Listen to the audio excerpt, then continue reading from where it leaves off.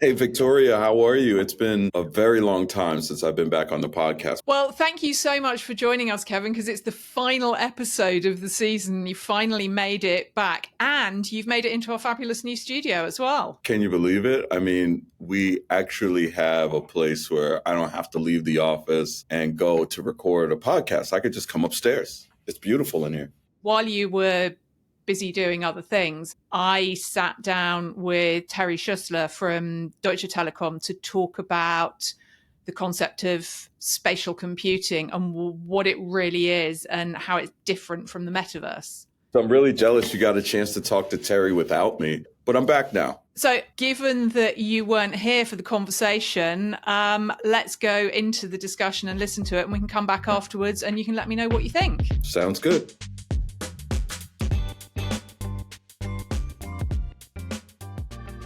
This week, and for the final episode of this season, we're joined by a very special guest who was actually, and he'll be highly embarrassed about this, introduced to me by a mutual acquaintance as the King of Innovation. So, Terry, thank you so much for joining us. Maybe you can explain to us why you are the King of Innovation. That's a little unfair, but I can give some background to myself.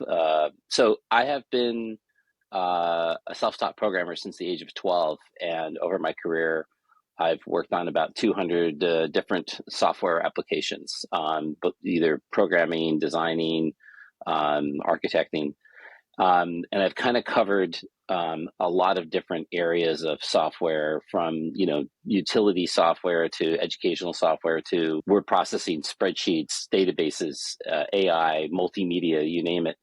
And I think what really has driven my career the most is that I have been very enabled and motivated by changes in technology. And I've kind of worked off of sort of 5-year arcs of technology paradigm shifts and tried to innovate on top of those new technologies, new user experiences, new functionality that benefits people in their daily lives or with their communication goals. I call myself an entrepreneur.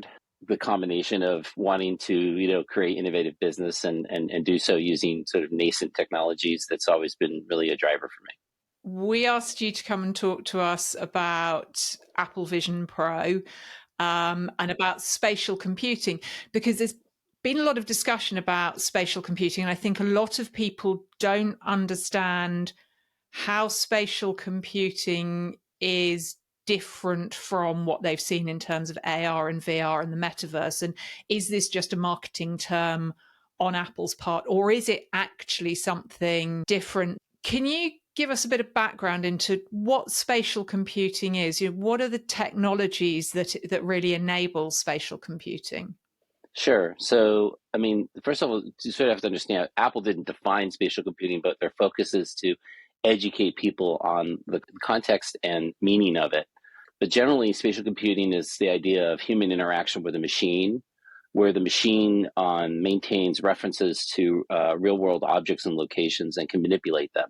And so an example of that would be that I'm in a room and I'm looking with my device at a door, and I can change the color or the texture of the door, digitally overlaying the actual door with a render. So that's a form of referencing the door as it spatially exists in front of me, and then enable me to manipulate the appearance of that door by digitally overlaying on top of what I see with my eyes. I think what enables spatial computing first and foremost is being able to understand the real world location the user's in. So spatial mapping, understanding the geometry of the room that you're in or the physical location you're in outdoors. Further, getting into the details of that, understanding what kind of objects are around you, where's the table, where's the door, where's the window, where's the floor, are some basics, but getting into a more nuanced thing of recognizing a vase that's sitting on top of a table, or a paper that's sitting on top of a coffee table, for example, or an animal that's moving around on the floor of your apartment as you're sitting on your couch using your spatial computing device. So spatial mapping and object tracking and object identification are very key elements to enable this machine understanding of the real world. And then on top of that, we start layering in the ability for us to use our human body as our machine interface. So the human machine interface is my hands, my voice, my eyes, my head, the physical location of my head and where I'm turning my eyes to look at. And all of these things can be worked with individually, the same way that when we are working with a computer, we can use either the keyboard or the mouse. But in the case of spatial computing, the real goal is to enable this to be a fluid blending of different forms of human machine interface. So I can speak about something and I can point at it, and I can combine the two of those things together. So you can imagine I point at the door and I say, make that magenta. And now the machine knows what my finger's pointing at, it knows what that is, and then further allows me to then manipulate it contextually because it knows what the word magenta is and it has a context. Oh, what you want to do is paint the door the color magenta. And so those things are really important aspects of the foundation of what enables a spatial computing experience. Okay, so how does the concept of spatial computing fit into sort of what we know traditionally as AR and VR? Is it an evolution of it? Is it an expansion of it? Or is it something different? Traditionally, VR is mostly not concerning itself with where you are at all. It's the idea that you're putting yourself into a virtual environment that's completely surrounding you, and the context of where you are has very little to do with the experience that you're having in virtual reality. Yes, there's some awareness that needs to be made for where your couch and your TV set and other things are so you don't physically interact with them and hurt yourself. But for the most part, the awareness of the environment is relatively a low importance element of the virtual reality experience. Yeah. On the other end, when you talk about augmented reality, on the most simplistic level was the idea of what smart glasses were, which is that I'm wearing a display in front of my eyes, and that display can digitally present some content. But the content is just like a little screen hanging in front of my eye. There's no context to the real world at all. It doesn't know about the room I'm in. It doesn't know what I'm looking at. It's just providing information at my eye tips, if you will, as compared to my fingertips. And that's the idea of sort of a portable information display that you can have wearable on your head that you can use while you're hands-free interacting with other things. I think what spatial computing does is blends the best of both of those environments and adds the layering of being able to understand and bring in the context of the real world, automatically understanding the spatial environment that you're in, the physicality. Where's your couch? Where's your table? Where's your keyboard? Where's your mouse? Where's your computer? Where are the other things in the room that might be relevant to the computing experience that you want to have?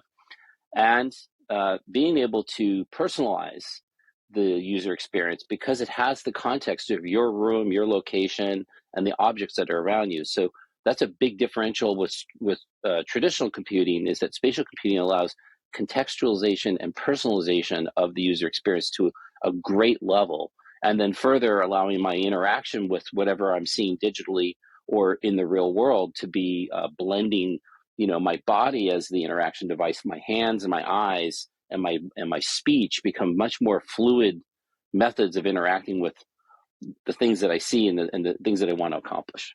So if we move on to the Vision Pro, in your mind, what makes that unique as a device?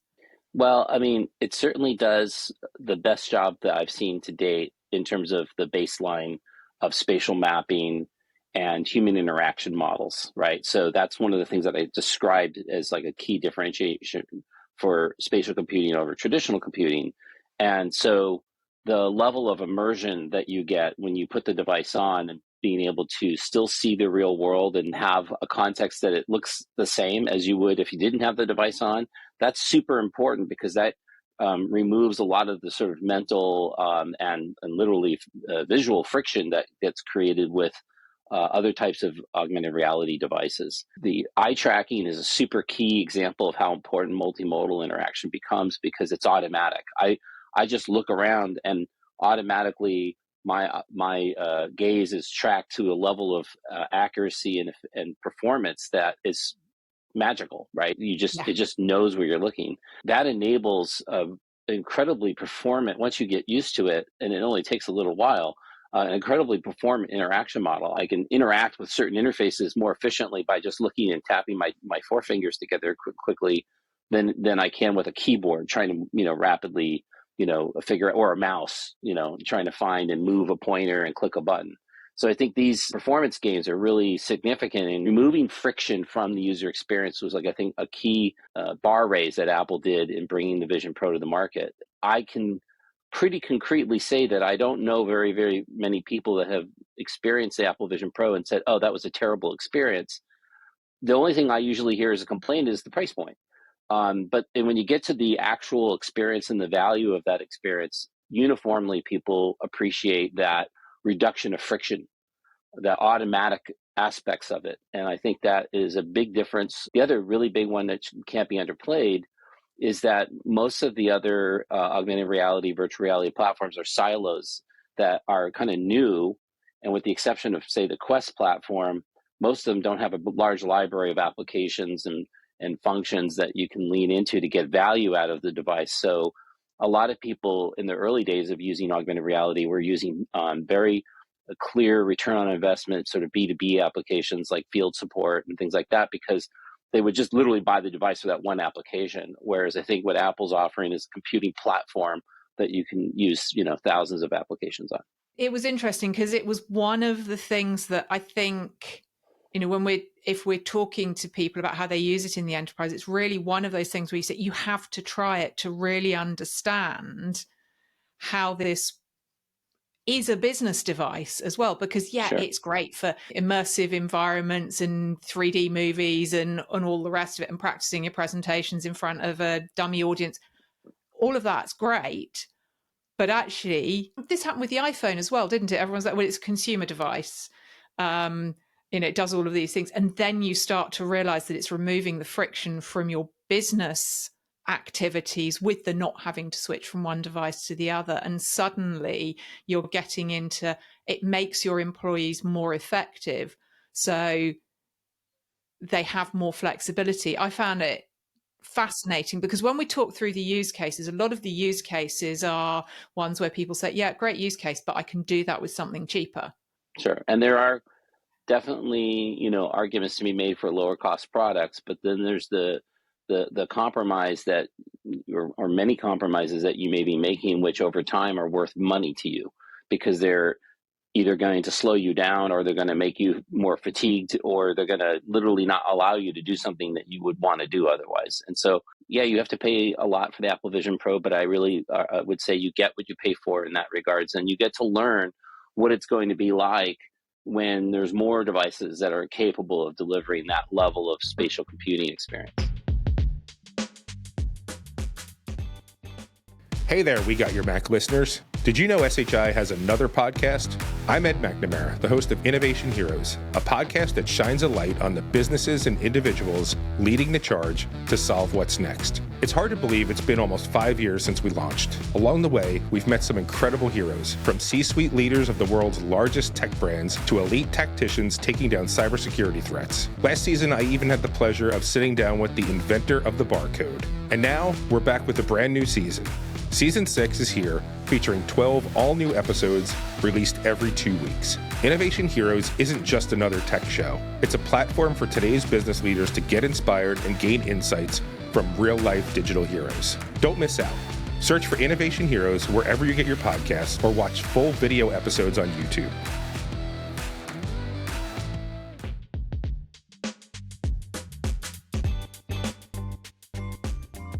So when we're thinking about, these enterprise use cases, and for me, that seamless interaction was the thing that made sense. Are there any industries where you see there being a particular benefit for users with that use of spatial computing in general, or because Vision Pros at the moment, what they've got, they're only access to it anyway. But is there anything where you see that this is really going to potentially revolutionize those industries? 100%. I think one of the big ones is data visualization. Whenever you are looking at data in a 2D screen, you're losing a lot of intrinsic knowledge transfer in terms of what does that data really mean, and being able to manipulate the view that you have, your point of view of that data to see things on a third dimension or even a fourth or fifth dimension. And it's really difficult for some people to conceive of that working through a 2D screen. Even a lot of people have a hard time even thinking three-dimensionally. So being able to actually experience, a graph, for example, as a 3D object that you can rotate and manipulate and traverse spatially is very, very important to get insights into information that you wouldn't otherwise easily be able to do that. I think of stock market graphs and complicated sort of data charts that show complex data sets with multiple axes of information. It becomes very valuable. And so the ability to actually realize that content in a three-dimensional manner and then interact with it three-dimensionally, pull it apart, rotate it, scale it, in really kind of visually make it easier for you to process what you're seeing is super important for a lot of enterprise use cases. I think the other one that really comes to mind is collaboration. I mean, the ability, and this is where a lot of the more high-end headsets have always sort of targeted is virtual collaboration and data visualization within that, looking at sort of design review and looking at complex machinery or construction, the automotive industry, things like that are they need the resolution, they need the detail, and they need the ability for people to interact spatially with each other, even if they're remote. And so I think that becomes really an interesting foundation for Apple because they have SharePlay technology that sits underneath this, the scenes across iOS, iPad OS, and Vision OS, and that enables a lot of fluid collaboration interaction models between devices and between users. So I think those, to me, are like really, really important. But then you also have to look at the value of the real world. So those you could see without knowing about the real world. You could do those in a VR environment, right? But when you're looking at real world context, now being able to do things like simulate interaction with physical machinery to guide somebody as an operator or to learn how to maintain a piece of physical equipment, and being able to, in a nuanced way, guide the user to interact with control knobs and switches and dials on a real world machine becomes a really good example of the value of knowing more than just where the floor, the wall, and the ceiling is spatially, but actually getting into the nuances of the surfaces, of the geometry of the objects in front of you. If you're trying to guide somebody in repairing a piece of machinery, you need to be able to point out a specific hose or a wire or a connection. You need to know where those are, and you need to be able to visually and sort of holographically guide the user to how to properly interact, and even track their hand and then guide them to correct physical interactions. Those are really, really powerful ways to speed up learning curves and reduce error. And a lot of the bigger corporate investment in AR and VR has been all about returning investment by reducing error and speeding up educational curves for people to accomplish tasks. And so that's really where the real world value of spatial computing is, just to lean in. Now, obviously, the other big topic at the moment is generative AI. So Where is that intersection between AI and spatial computing? It's huge. I describe AI as the oil for the machinery of XR, spatial computing. And, we're only seeing very little nuanced elements of it. There's a lot of AI already at work. Even to, if you look at like the algorithms that are used to do eye tracking, there's massive amount of AI models related to that, so there's AI everywhere in many ways. AI is an umbrella term for about 50 different classes of technology. I personally have been working in AI for about 40 years. So, I everything from expert systems to neural nets to, induction systems. I mean, there's so many different ways to look at AI. And generally, the idea of AI is some sort of augmented way to automate intelligence, right, or simulated intelligence.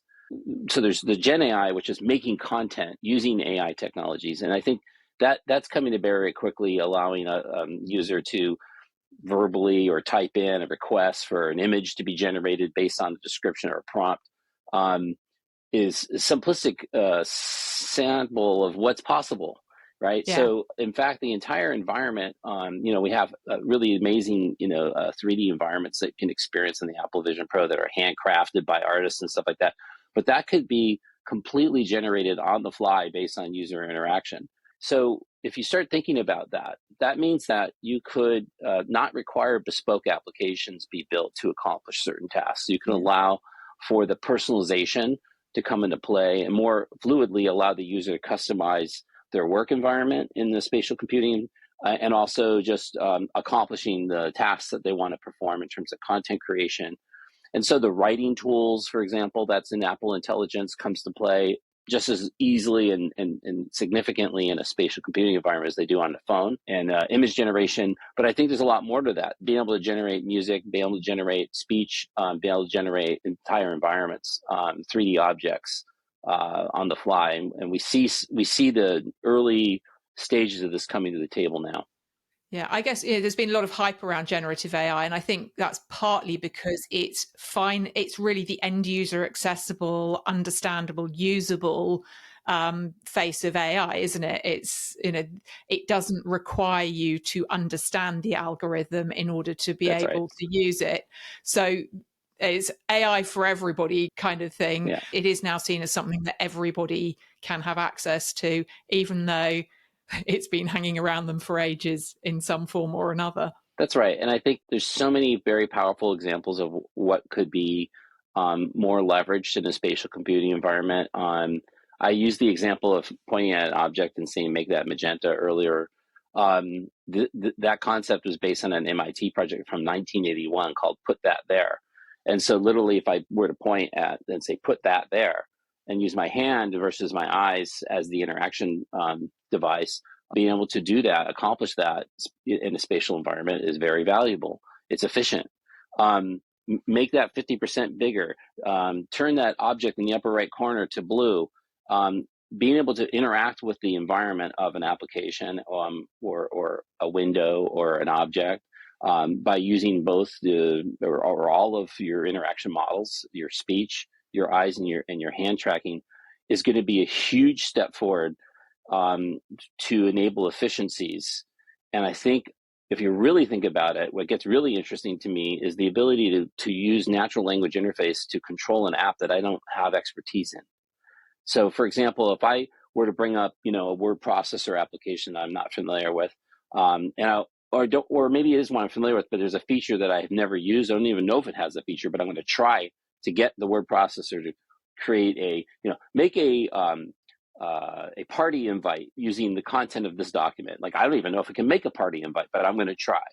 And so if I can start to control applications using those kind of interactions, I'm not using modal dialogues and buttons and clicks. And my eye tracking is less relevant there. It's now more about the enablement of AI to allow me to translate my intent to an action and to get a result. And it's not a prompt in the sense of generating an image or generating text. It's not a content generation prompt. It's an action generating prompt. And this becomes a big step forward for spatial computing. It sounds like there is an awful lot of exciting opportunity coming up as we start to see wider adoption, as we start to see people going beyond the testing and starting to deploy Apple Vision Pro and potentially other spatial computing devices within the enterprise as well as in the consumer space. What are the advancements that you see that will take spatial computing, which everybody else is only just getting their heads around, to the next level? Well, I mean, clearly the example I just gave to me is a big one, but we have to look at the practicality. These things are going to get rolled out incrementally because explaining and then educating somebody on multimodal interaction, the potential of it, even the availability of it, is a huge learning curve unto itself. While people talk about multimodal, they don't talk about it being concurrent. It's like, I can use my eyes, I can use my fingers, I can use my mouse, I can use my keyboard, but I'm not doing all of those at the same time. And that's a curve of learning that users are going to have to go through to trust that the system will react in a way that makes sense to them logically. The same way, to be frank, that Apple has a challenge in the past with Siri not being, very productive at recognizing the intent of a user and delivering on an action.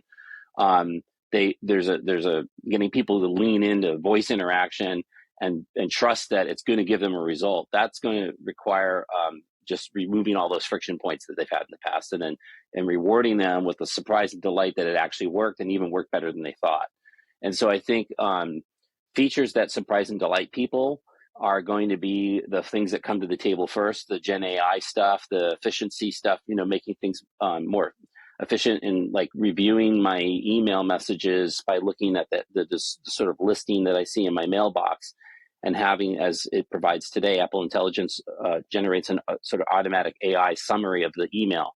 So it's not just grabbing the first sentence or two of the email, but it's actually making an intelligent summary and presenting that to you. So that's an efficiency, because now I can find that the emails that are more important to me without having to write rules and get into the nuances of searching my email, right?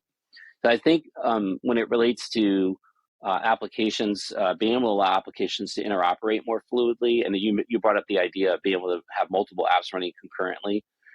We do have a contextual limitation of sort of shared and full volume space interaction models with the Vision Pro, where a lot of apps take over the entire environment, and then you're in that app and only that app. And sometimes that makes sense if it's an entertainment app. For example, I don't really want the other things to be visually present, but I can switch to them anytime. But I think when it comes to sort of the transition of the desktop metaphor, where I have lots of windows open and to the point where people have so many apps running that there's even, the space manager, and there's tools for coordinating, organizing that, being able to automate that organization and then present things logically to the user when it contextually makes sense, making it more personalized to what's commonly the set of apps that they want to work with together. Those are going to really make a big difference moving forward. So I think bringing the power of Apple Intelligence to the Apple Vision Pro is going to be a game changer for a lot of stuff. Well, it sounds like we're on a very exciting journey now with spatial computing, with Apple Vision Pro, and with all of the innovation that hopefully those are going to enable. I know that you're probably going to be a lot less surprised by the things that happen than perhaps the majority of us are, because, as you said, you've probably seen some of these things already and know what they are and are just waiting for people to actually make them happen at scale. Thank you so much for joining us today. It's been really great to talk, and I hope to talk to you again sometime soon. My pleasure. I appreciate the opportunity to share my thinking with you, and I hope you have a great day.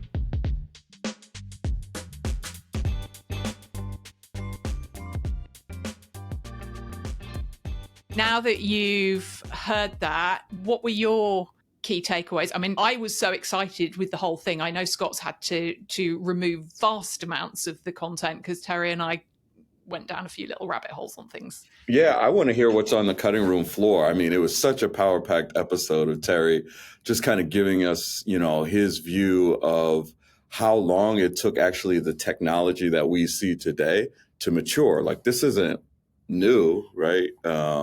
Spatial computing, augmented reality, AI, these things have been around for a decade more.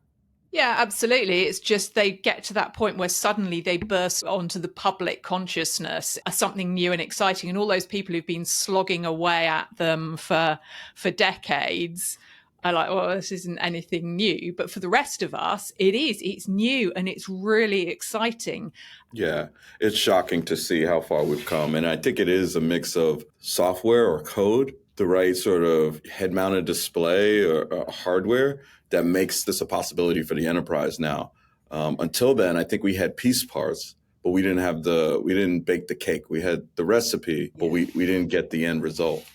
It's just a really interesting place for us to end the season, because to me, it's talking about something amazing that's happened in terms of changes in technology very recently. And we're looking forward, and the rate of change is just phenomenal. What are we going to see in the next few months? We've had spatial internet and we've had AI in the last year that have really changed the way we use technology massively. Yeah, the fact that you're able to just strap an iPhone to your face that you can see through and still use as a computer is shocking enough. But when we get to, and I use generative AI a ton, But when those two concepts, those two categories have a baby, and we're able to speak into existence what we want to visualize on a head-mounted display, I think that's kind of the next thing that we should get excited about. I heard on a couple episodes, Victoria, you're talking about TLAs, and what does a TLA mean? Is that an abbreviation? And it's a 3-letter acronym. Oh my God, you created an acronym for acronyms? I didn't create an acronym for acronyms. That's the term TLA has been around for ages. But actually, one of the things that we have for our listeners on the We Got Your Mac website, Kevin, is a downloadable sheet explaining a lot of Apple TLAs. The acronyms. Yeah, or acronyms. Thanks for coming back, even if it was for the last episode of the season, Kevin. So that concludes season 2 of We Got Your Mac. It's been a fantastic journey, and I personally have learnt an awful lot. I'd like to thank all of our guests for coming to talk to us, and I'd like to thank our sponsors for supporting us. If you're interested in catching up on previous episodes, reading the blog posts, or downloading the resources for the episodes, including that document we talked about which explains the Apple TLAs, then you can find them on wegotyourmac.com. And as always, thank you so much for listening.